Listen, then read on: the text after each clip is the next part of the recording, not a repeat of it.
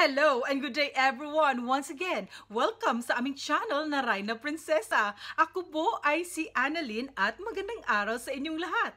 Sa aking last video, nagpapasalamat talaga ako sa Manila Bulletin at sa Agriculture Monthly na kung saan isinulat ni Madam Vina Medinilla na Filipina in France grows Philippine vegetables in her overseas garden. Ang sarap talaga ng feeling. And today naman ay gusto kong babasahin ito at i-explain din sa inyo ang aking pagtatanim ng mga gulay na galing Pinas dito sa bansang France. Last time kasi hindi ko talaga sinishare kung ano yung sinusulat, nilagay ko lang sa description below. Pero ngayon, I happy to share you kung ano talaga yung sinulat dito. So ayan, Manila Bulletin at bonggang-bongga talaga na nalagay sa Specials News. O diba?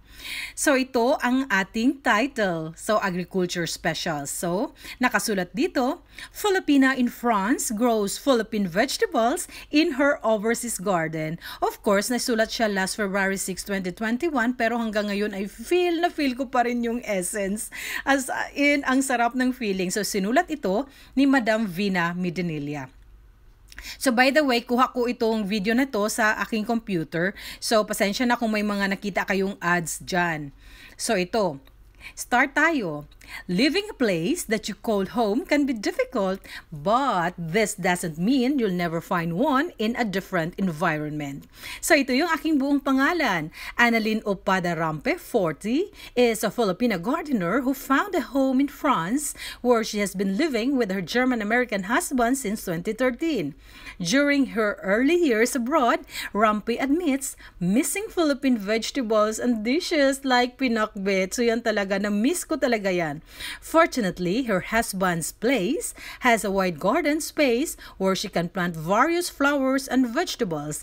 This convinced Rampe to cultivate Philippine veggies in France. So ayan yung aking ampalaya sa labas. So nakasulat sa caption nito, here is Rampe's Ampalaya Corner in France. So ayan. When one of my Filipino friends gave me an ampalaya which she bought from an Asian store, I kept the seeds and tried planting them.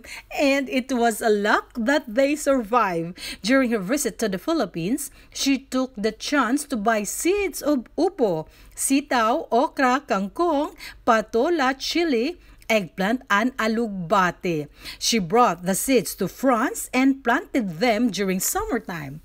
Ito yung super na sinabi ko. I felt happy and satisfied upon seeing them survive, giving us abundant fruits, Rampe shared.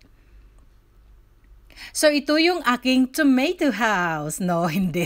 Ito yung aking cherry tomatoes area at meron ding mga malalaking area. So yung background ay cherry tomato yan siya.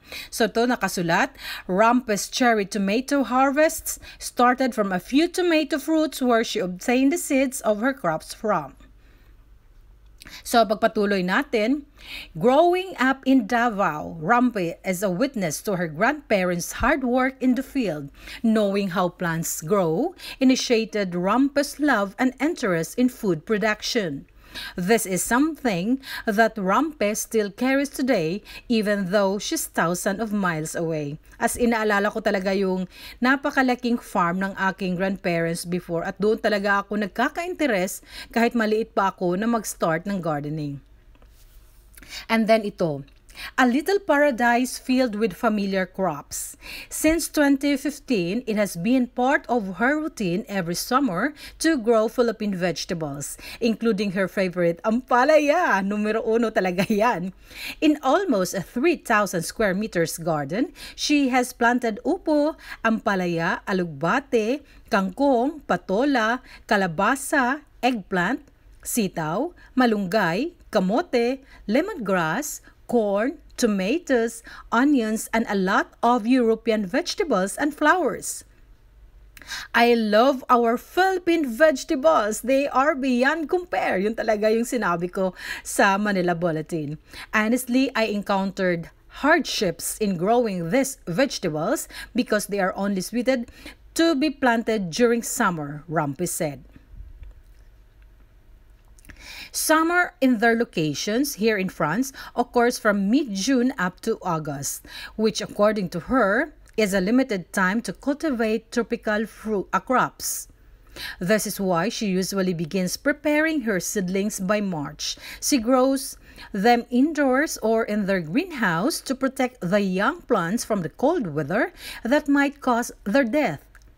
Despite the unfamiliar location for Philippine veggies, Rampe was able to grow them several times without applying any fertilizer or pesticide.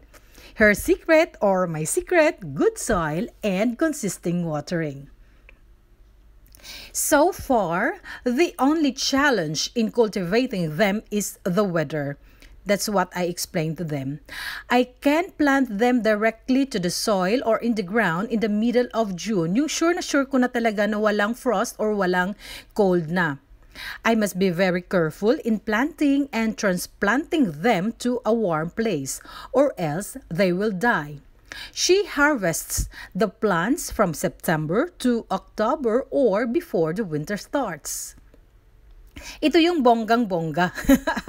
sharing the fruits with the family. Their home is a little paradise for Rampe. Not only is she able to plant flowers and crops that beautify their place, but it also serves as a relaxation area for them. By producing these crops, Rampe and her husband Raymond can enjoy and consume food that reminds them of the Philippines. Her husband loves eating the vegetables that she grows, and ampalaya is his favorite addition to salads and other dishes. Consuming these veggies has also improved his blood pressure. Yan nun talaga yung numero uno na nagustuhan ng aking husband ng ampalaya. So nakalagay din dito, Rampe's husband Raymond is her number one supporter in her gardening journey. Ang saya ko talaga na super supportive ang husband ko. Ito din, due to having abundant harvests, Rampe also shares the vegetables with Filipina friends. It's such a nice feeling when I share vegetables that are very hard to find here and can be availed of at a costly price. The happiness of my kababayans, fellow citizens, to have these vegetables is also my happiness. It's really satisfying for me. Totoong-totoo talaga yan. Growing Philippine veggies abroad. For gardeners who want to grow local vegetables in other places around the world, Rampe has shared a few points to consider in growing these crops in a country that's similar to theirs. But before that, nakakita ninyo ang saya-saya ng aking mga kaibigan. Iilan lamang din sila na nakabenepisyo at nakaharvest sa aking mga tanim dito sa France. Nakasulat dito, since they cannot consume all the harvests that Rampe is producing, they happily share them with friends and neighbors. Firstly, one must love their garden as they love their home.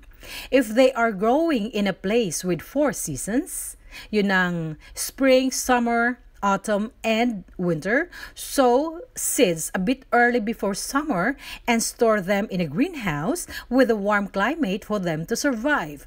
During summer, water them regularly every morning, but not during when the sun shines the brightest or at noontime. The best time is during sunrise and sunset. Based on her experience, planting 2 different vegetables in one plot does not produce better yields. Protect the veggies from frost, especially when you feel that the climate is getting cold. Before winter comes, make sure to harvest all the vegetables. So ito na yung pinaka talaga. Rampe plants to grow sayote. Hinahanap-hanap ko talaga yan pero hindi pa ako nakakita, pero may magbibigay daw. Merong saluyot and banana next. By bringing a piece of the motherland to the other side of the world, Rampe and her fellow Filipinos will always remember the taste of home.